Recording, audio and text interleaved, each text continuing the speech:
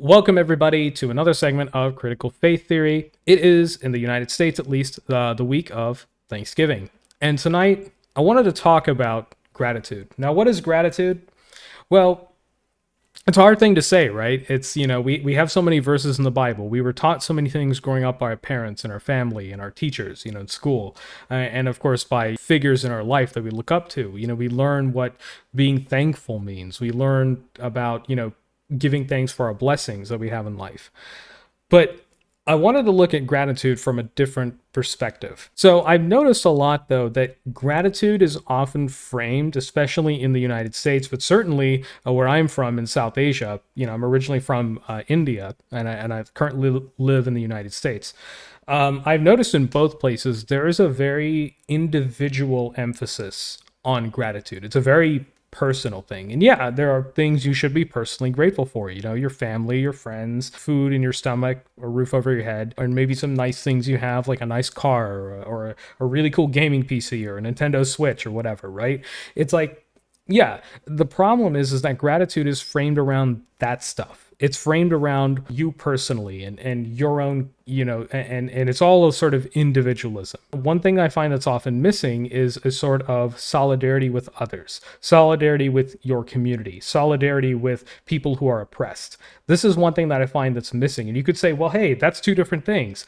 That's not gratitude. That's activism. That's this, that's that. It's like, no, they go hand in hand. And I'm going to explain what my walk with God, the last 30 plus years of walking with God, has led me to. Previously on this channel, I've talked about how I grew up very conservative, very right-wing, evangelical, but then I left it, had an atheist phase, and then I got disillusioned with atheism because of all the problems that they have. They're very bigoted, unfortunately.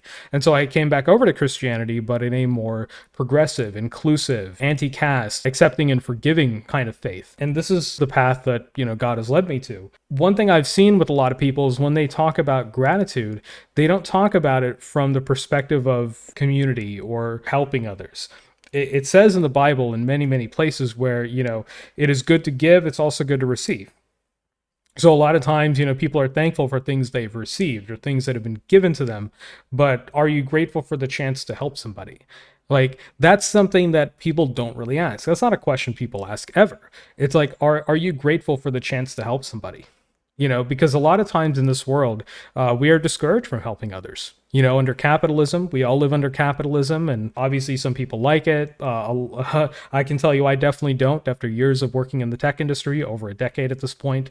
I definitely don't. I'm not a fan of capitalism. I am not a CEO or someone who benefits from it. So, and under capitalism, the way the system works, we have to compete with one another. We have to outdo one another. And what that leads to is a sort of alienation, right? And this sort of, I have to be better than the next guy. There's no sense of, oh, I'm on this team at, say, some company or in a cooperative, and I'm working with this team, and I want to. It's less about doing something with the team and uplifting each other. It's more about racing each other to a finish line and beating out the other person. So unfortunately, that is the way people look at gratitude. It is sort of a personal thing rather than something that can be used to say, okay, I'm grateful for these things that I've been given. How can I help someone who doesn't have those things? And not only like, unfortunately, the way this gets framed in like mission trips and stuff like that, like with mission trips, people say, oh, I'm grateful that I have all these nice things. And then I go on a mission trip to Africa or Mexico or India or wherever, where people don't have these things. And we as a church provide, oh, I'm grateful I'm not like them. And so when you say something like that, when you say, I'm not like them, I'm grateful that I'm not in their situation. I'm grateful that I'm not like those refugees. I'm grateful that I'm not like those Dalits, those lower caste people, if you're doing a mission trip in India, let's say. I'm grateful that I'm not like, those people in Mexico who have to live under the authority of the cartel. What are you saying? Reflect on that statement. Read back what you just said, right? I'm grateful I'm not like them. Why are you saying this? So many times I hear Christians say, thank God, give me a home. Thank God for giving me this. And thank God for giving me that. And, that I am not like the people who are hungry, that I'm not like those people. Why are you singling yourself out from your fellow human beings? Why are you elevating yourself above them and acting as if your God has blessed you more than God has blessed them? Why are you making this a competition? Why are you being so selfish about it? And this is something I notice when a lot of Christians I see pray. Now, personally, I am someone who doesn't pray in public. I do it very, very seldom, unless, like, I'm at some big event, and, because I do lead music worship sometimes in the church I go to, which is a South Asian majority church. Sometimes I'm asked to pray, and I'll do something, but I won't be so, like, overzealous about it. I'll keep it simple and to the point, and but otherwise, I do not pray in public. I pray in private. In fact, we're gonna talk about the passage in the Bible where Jesus talks about the Pharisees versus the tax collectors. People say, I'm thankful I'm not like that other person. It's like, where's your gratitude? Yeah, you're thankful that you're not hungry like the kids in Africa or the kids in rural India. You're thankful that, you have shoes on your feet. You're thankful that, God blessed you this year with a raise and a nice job and the ability to work remote or whatever. And I'm grateful for those things myself too. But here's the thing. When you make it all about yourself, you forget about others. You other people, right? You do an othering, right? You say, God blessed us with living in this great United States of America, or this great United Kingdom where we don't have to suffer like the people in India. It's like, and this is something I see again in South Asian Christians. They will say, thank God we're not in India. We're not back in, Chennai or Delhi or wherever. We're not back there. Thank God we're not back there. Thank God we're in the great United States of America. And so they will do this othering. And what this results in over time is it conditions you to other those people. And when I say other, I mean sort of look down upon those people, right? Look down upon refugees, look down upon people who have nowhere else to go, look down upon people of different religions, different, who look different, who love differently from you. And so it fuels bigotry. That's what it does. And so in fact, one of the passages in the Bible that I always liked, it's a very Jesus was quite a progressive figure in a obviously I consider Jesus my Lord and Savior. Obviously there are theologies that consider him a prophet. Whatever you think of Jesus Christ, he was a pretty progressive person. And so if you look in Luke chapter 18, and this is from the ESV, the ESV translation, there's a passage, Luke 18 verse 9. It says, he also told this parable to some who trusted in themselves that they were righteous and treated others with contempt. Two men went up into the temple to pray. One a Pharisee, sort of a Jewish religious authority at the time, and the other a tax collector. The Pharisee, standing by himself, prayed thus, God, I thank you that I am not like other men, extortioners, unjust, adulterers, or even like this tax collector. I fast twice a week. I give tithes of all that I get. I do all these things for you, Lord. But the tax collector, that evil tax collector, that socialist, communist, evil tax collector who wants to deprive you of freedom and, right, standing far off, would not even lift up his eyes to heaven, but beat his breast, saying, God, be merciful to me, I am a sinner. I tell you, this man, the tax collector, went down to his house justified rather than the other, the Pharisee. For everyone who exalts himself will be humbled, but the one who humbles himself will be exalted. Again, for everyone who exalts himself will be humbled, but the one who humbles himself will be exalted. Now, a lot of times, you've probably heard this passage in church when pastors preach it. A lot of times, though, when pastors preach it, and I'm going to call them all out on this, it being the grandson of a bishop, I feel like I can call them all out on this. And, my family is heavily involved in ministry and Christian education in India. So I can call you all out on this because I'm familiar with it. I'm not just some like outside, atheist leftist person who's calling you out. This is something I see a lot of pastors talk about. And I'm like, what about you, dude? What about you? Have you thought about that? Because pastors often think, they'll say, I'm just a messenger. I'm just like one of you. I'm not above anybody. And they don't realize that they're in this hierarchy known as the church. And so they think, I'm up in this hierarchy. Here are my parishioners. Here I am as a pastor, or a bishop or whatever authority position. And so they think that by them, being very boastful and public and condescending toward others about their faith, that they are serving the Lord. When, the tax collector, who you could say, oh, this evil tax collector who barely ever goes to the temple or to the church, and is unassuming and is silently praying, and can't even tell they're praying, but said, God, be merciful to me, a sinner. It is this difference that you do see in today's churches, whether it's in the United States, whether it's in the UK or throughout the world, and of course in South Asia. This is something you see very, very prevalently, is this difference in attitude between, say, someone who's in the church but is not like buying all the stuff the pastor says, someone like myself, who I don't buy a lot of the stuff pastors say. They're pushing a message, they have an agenda to push, the denomination and the sort of corporate structure of the church drives them to push that message. I don't agree with everything they have to say, but there is a community there. There's a community of really, really good people who, yeah, they may have some troublesome beliefs, but they genuinely want to help others. They're a good group of people to get working with, to work with when it comes to, say, mutual aid in your community. They're an excellent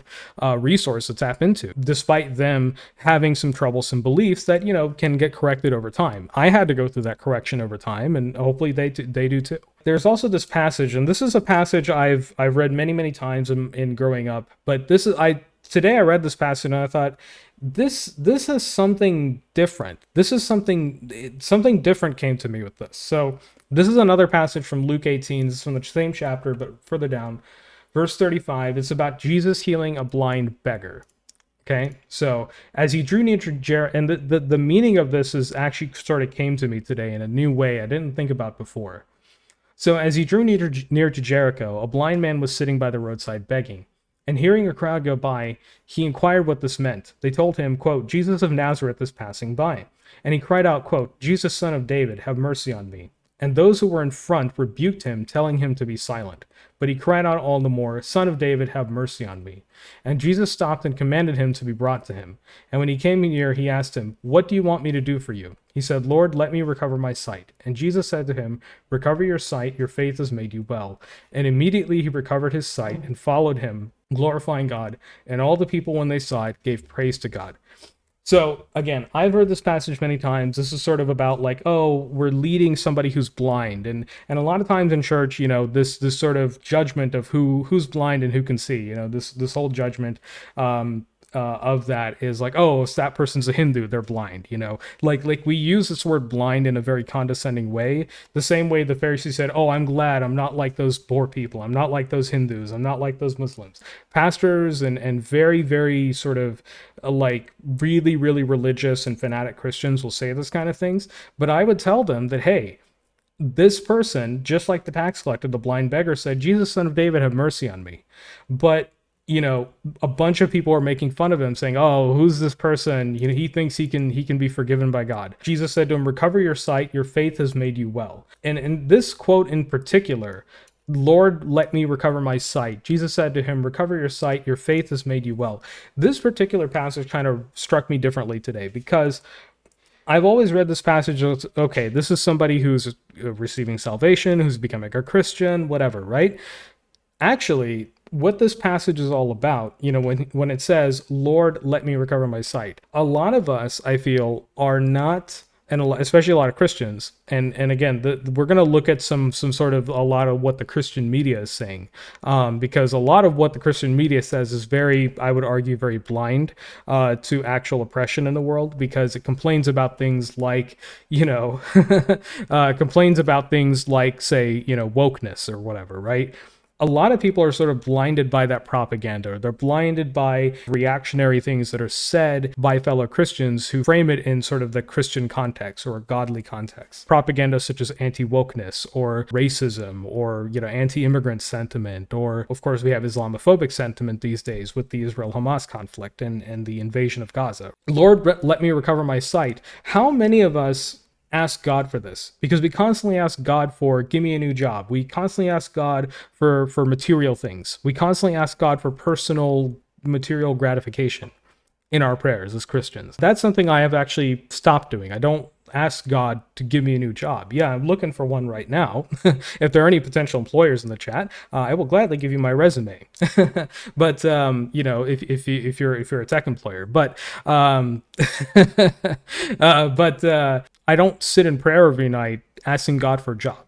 I simply ask God, lead me, help me become a better person. Maybe I did something today that wasn't right, and I reflect on it. And so it's very similar to this, let me recover my sight. This person was blind, but they wanted to see. They wanted to see. And I feel like a lot of us who are blinded by propaganda, who are blinded by things that say Matt Walsh, people like Matt Walsh say, right? We get blinded by that. And I'm talking specifically to people who follow figures like Matt Walsh or Charlie Kirk or people like that, right? You get misled by those people. And then what ends up happening is it's framed in faith. Faith is sort of the framing device around a lot of that bigotry and hate and frankly, insanity. I don't know what else to call it. But that's what ends up happening. How many of us are asking God, let me recover my sight? How many of us are asking that? Very few. Most of us are asking God for this and that. Give me this, give me that. Or heal my relative who's sick, or I'm sick, or whatever. And that's all well and good. Like, the intention may be good, but the problem is that people ask for these things, and then in their own lives they follow all this hate and this bigotry, and they don't ask the Lord, show me where I'm blind. Let me recover my sight. Because this person, directly asked Lord, let me recover my sight. Recover your sight. Your faith has made you well. This person acknowledges that, hey, maybe there were a lot of things that were blinding me. Maybe there were a lot of things that I believe made me a better Christian. But at the end of the day, what was it? It was just a toxic spew of hate. It was a toxic spew of bigotry or false beliefs about others. I think more of us need to ask God to recover our sight. And Jesus says here, your faith has made you well. And this demonstration of faith by this blind man that others wanted to, others wanted him to shut up, but he kept crying out. He kept asking the Lord to recover his sight. So have mercy on me. And I think, unfortunately, these days, a lot of Christians are not willing to ask this question. They are not ready to humble themselves. Instead, they exalt themselves instead of humbling themselves. Right? As we saw in the earlier verse, in verse 14, for everybody who exalts himself will be humbled, the one who humbles himself will be exalted. This is something that a lot of Christians today miss. Okay? Yeah, they want the new PS5. And to them, James, and for anybody on YouTube, I do have a Twitch chat, but I don't show it on screen because I show other content over here on the side. So bear with me. But James in our chat here says they all want the new PS5. And the new PS5 for a lot of these people is not necessarily even like material things. It may be things like a lot of times I see parents praying for their kids to not be harmed by the woke curse of the devil. So this is something that I hear from a lot of parents in church. They will say, please, God, protect our kids from the evil that's in the schools and the evil that's in, evil that's in the media and all this stuff. It's like the satanic panic never ended for them, and it just keeps getting reinforced because of progress in society that's being made. And it's good progress. We need to accept people who are different from us. Who are we? Like there's, on the stream tonight, in fact, and this is something I want to talk about more, is there is legitimate persecution of Christians. Now, does it happen in the United States? Maybe to some degree. It's a very rare thing because the United States is majority Christian, but in countries where Christians are a minority, such as India or Pakistan or Bangladesh, when you look in those countries, there's a lot of persecution of Christians, and it mainly comes from extremists, from right-wing nationalists, such as in India with the RSS and the VHP and Bajrang Dal. They will go and attack churches and Christian communities. They will also attack Muslims. They will attack mosques. They'll attack their businesses and homes. So, yeah. And there is legitimate persecution, but then, you see a lot of people who online on TikTok, like Christians on TikTok, they complain, oh, the rainbows, oh, the wokeness, all lives matter and all this stuff. And they'll keep posting. They'll do this reactionary right-wing posting constantly. And then they'll say, I'm a Christian, I believe in God, and I don't believe in all these things the devil is trying to feed me, and all this stuff. And it's like, you've taken all these things, these reactionary things that you're being taught by other creators, and of course by pastors and by right-wing media, you're taking that and framing that as faith, and then saying, thank God I'm not like those other people, those unbelievers, those unwashed sinners. All you're doing there is you are othering people, for being different than you. That's it. That's all you've accomplished. You haven't done anything to humble yourself. You are exalting yourself over others rather than humbling yourself and understanding that yes, you are a follower of Jesus Christ. Many people are not, and that's okay. That's perfectly okay. In fact, it is the other person's choice whether they want to be a Christian or not. And being a Christian, that's a loaded word. What does it mean to be a Christian? There are so many definitions of it. There are, thousands of denominations, literally. So what does it mean to be a Christian? Who are you to gatekeep what that means? So humble yourselves and ask God to let you recover your sight. And this is something, again, that I've actually gone through as a Christian myself. I used to be very right-wing, very hateful, very transphobic, very racist, very self-hating as well, because being a minority myself in the United States, being an Indian person, North Indian person, I was very self-hating because I thought I need to be more like these white people, to get ahead in American society. So I was very self-hating.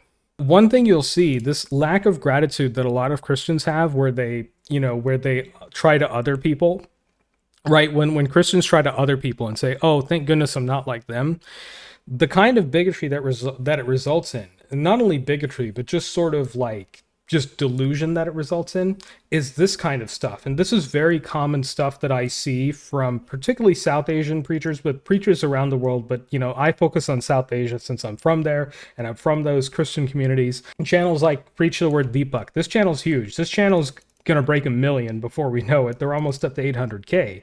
And he's like this really right-wing Zionist, Hindi preacher who gets tons and tons of clout with these, very provocative thumbnails. Obviously, everything's written in Hindi, but it's all very provocative and conspiratorial.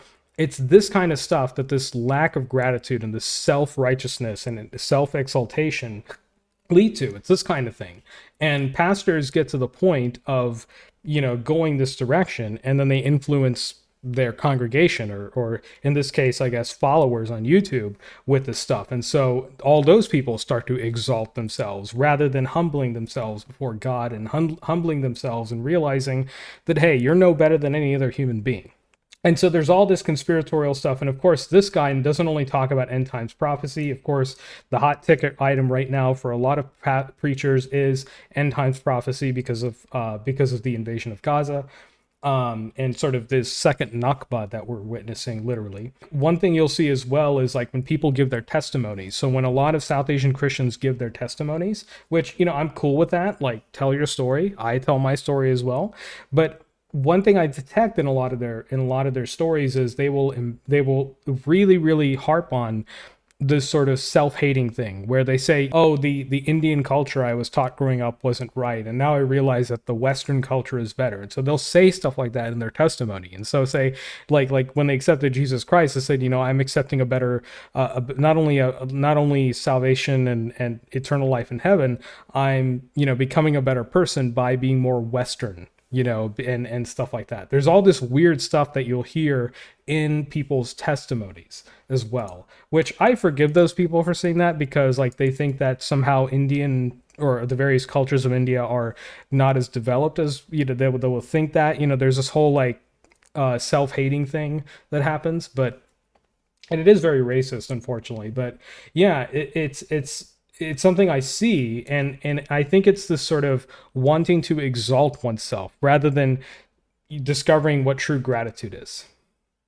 Look at this. They're trying to destroy churches now. AI sermon. Oh, this person's a piece of work. And not only do you see it in sort of with Christians, you also see it in conservative media. Again, this is Fox News as of right now, the Fox News channel. What is everything you see here? Every headline you see here, it's always this sort of backlash against grassroots movements in the grassroots movements, or it's always this sort of othering of people who are oppressed. That's what you'll see in a lot of these headlines. For example, right here, new crime trend is literally crashing into American retailers. So this is talking about sort of the shoplifting, which, yeah, it's become more prevalent, but a lot of it is A, overblown, B, a lot of shoplifting is organized crime, and C, there are many reasons people shoplift. It's not merely to be a miscreant. Is there malicious shoplifting? Sure. But there's also a lot of people who say, they're not making money, they're unemployed, they need to take care of their kid, whatever, they lost their job, and they're like, they go to the food pantry and there's nothing there, right? So then what's their only option? Out of desperation, they have to steal something from the store, because otherwise they can't eat. Otherwise their kid can't have formula and diapers, right? So yeah, it's unfortunately though, Fox News will never tell you about that.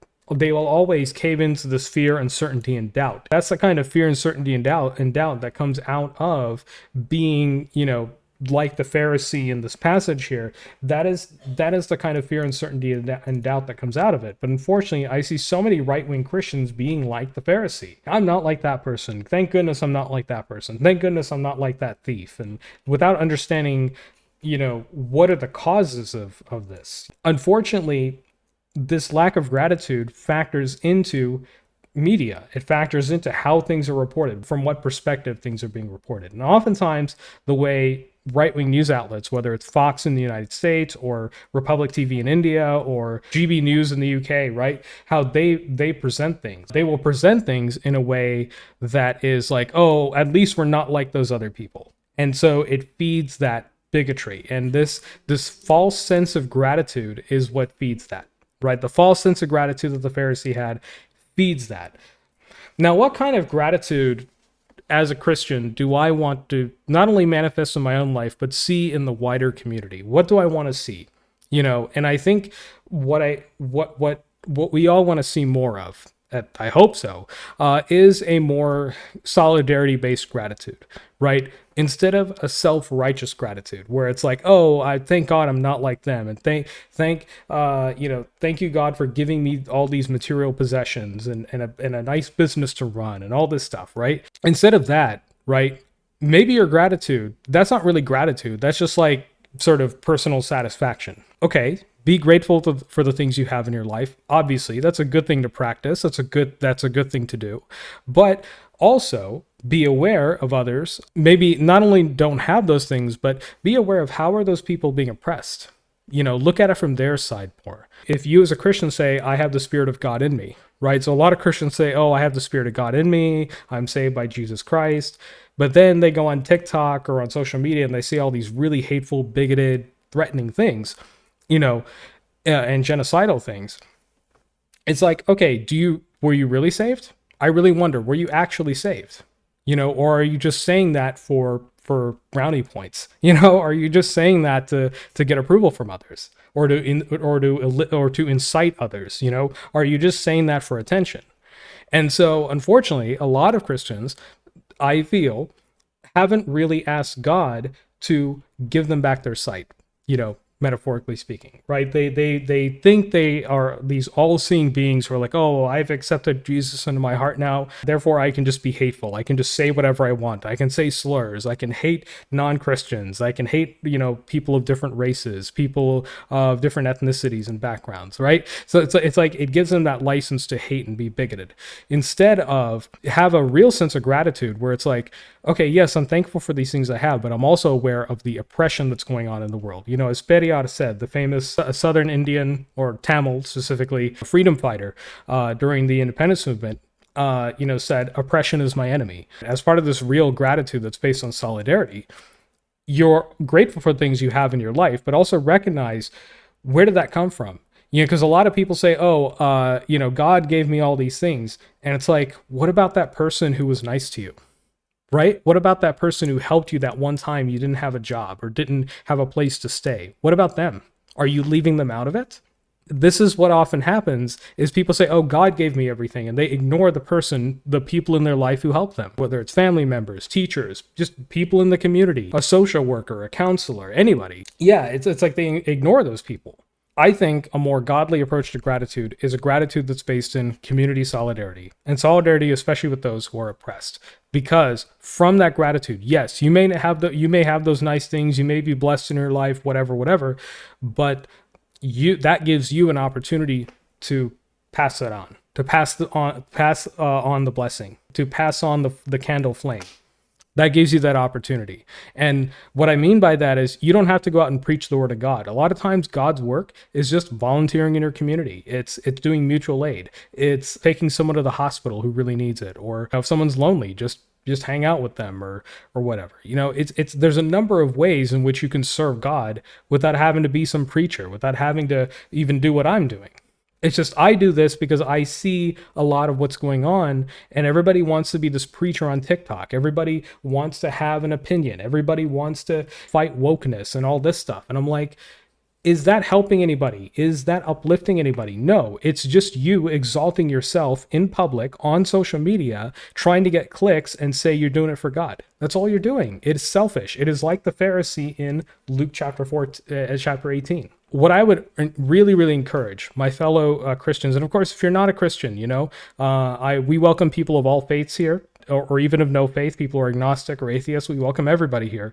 But I really want to reach out to fellow Christians and say, look at what you're doing in your own life. Are you reaching out beyond your own little Christian bubble, right? Or even yourself? Even if you're helping people within your own Christian community, try helping others outside of that. Join a mutual aid org. Food Not Bombs. If you're in the United States, every city, a lot of places have Food Not Bombs. There are many other mutual aid groups you can join.